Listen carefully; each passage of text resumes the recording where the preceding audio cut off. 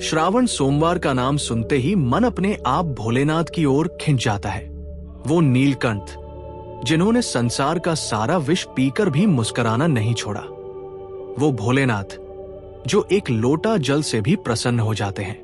लेकिन क्या आपने कभी ये सोचा है कि अगर श्रावण सोमवार की पूजा को सही विधि और सच्चे मन से किया जाए तो उसका फल कितना चमत्कारी हो सकता है?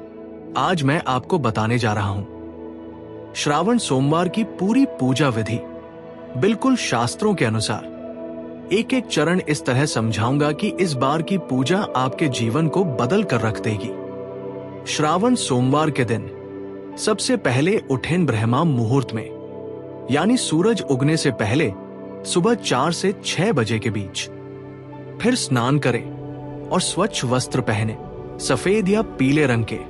स्त्रियां चाहें तो हरे रंग के वस्त्र पहन सकती हैं, क्योंकि हरा रंग सावन का प्रतीक माना गया है। फिर आप मंदिर जाएं या घर में शिवलिंग हो तो वहीं बैठे, और अगर शिवलिंग नहीं है तो भगवान शिव का चित्र भी श्रद्धा से पूजनीय होता है। अब पूजा की शुरुआत करें।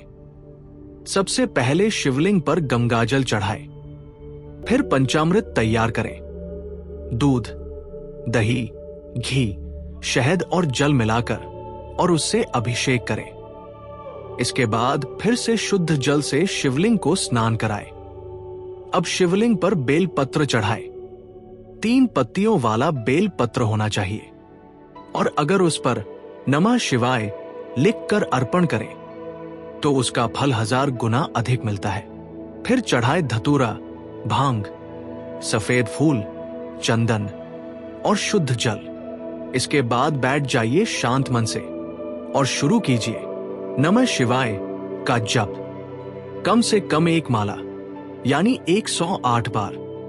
अगर समय और श्रद्धा दोनों हो तो महामृत्युंजय मंत्र का 11 बार जाप जरूर करें।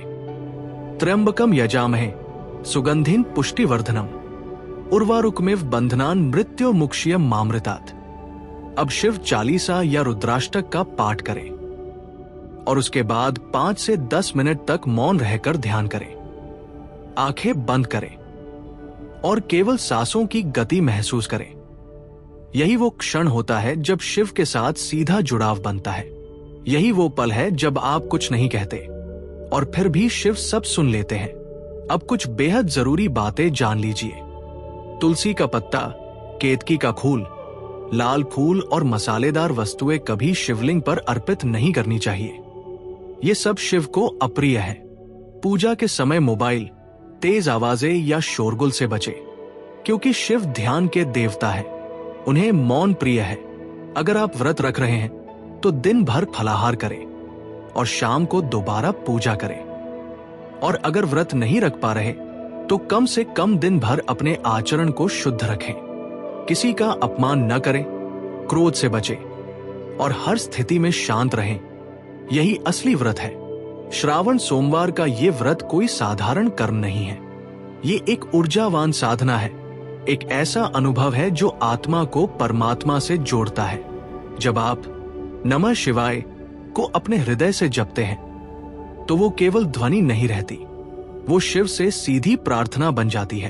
तो इस बार श्रावण सोमवार पर केवल जल चढ़ाकर मत लौटिए।